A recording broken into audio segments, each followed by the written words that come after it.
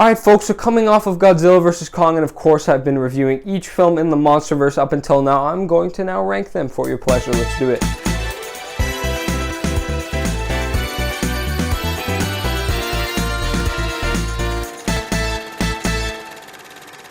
Alright folks, so easily last place, very little nice to say about this film, is Godzilla, King of the Monsters.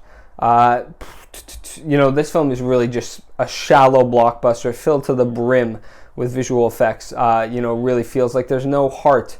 There's nothing human about this story. There's nothing. There's just so many, you know, extended scenes of monsters causing destruction, a really dumb family plotline in the middle, and, you know, just nothing interesting. It feels like a lot of repeated plot points, a lot of just money thrown to sort of justify going to see this film, because you know you do come for the monsters, but there's no reason to watch this movie. Coming in at number 3 has to be the original Godzilla. Well, not the original Godzilla, but the 2014 Godzilla, the original in this franchise. Quite a jump from number 4 to 3 for me. This one's a B. Godzilla King of the Monsters was a D, if you didn't see that.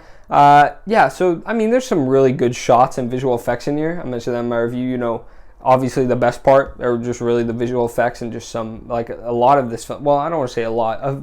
There are multiple moments in this film that are just really nice, and the spectacle is really nice to look at. I mean, I was having no problem being entertained during those parts, but the rest of the film is pretty boring, because you have the typical complaint of, you know, lame characters, uninteresting. Yeah, because the human conflicts, I mean, especially in this film, Godzilla gets like no screen time, and of course it's to hype up the finale, where he gets, you know, quite a bit more. But it is a Godzilla movie. No one is coming to watch the military hunt down this monster only for Godzilla to be able to defeat that monster. We are coming for Godzilla. Coming in at number 2 has to be Godzilla vs. Kong, also a B. There's lots of great action in this film, and there's, you know, lots of fun here, but a really pesky subplot that is just so needless and annoying, as well as tons of setup here. Really bring down this otherwise, you know, I mean, a nice blockbuster as an entry. Bit, you know, unoriginal, I'll say. Not the most creative thing in the world. Silly, for sure.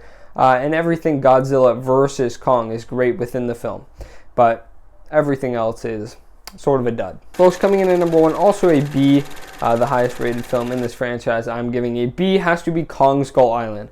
There are plenty of problems in this one for sure. Like, the entire second act is very, very boring, because pretty much every character within the film just meanders around and does basic tasks so that they can accomplish their goal in the third act. And then the third act itself is just a bit of a letdown. But I mean, the first act is incredible. I mean, you know, and this one I just have a lot more appreciation for, because I feel like there's a lot more effort here. The characters are very unique and creative, and you know, sort of have that wrench.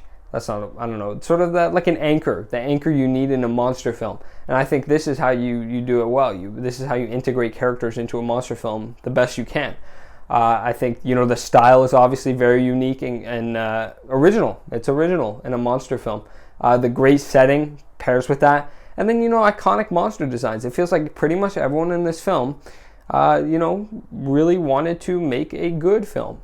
Not just, you know, this big money maker like Godzilla vs. Kong. Not some really, really lame derivative film like Godzilla King of the Monsters, but something new and fresh. And while, you know, there were a few missteps, I appreciate it more than the others on this list, and I like it more than the others on this list. So, Kong Skull Island, number 1. Alright folks, so that's my that's my ranking of every film in the Monsterverse. I'll probably be back here when the next Monsterverse film comes out. Folks, I've been EDPC Reviews. You're amazing.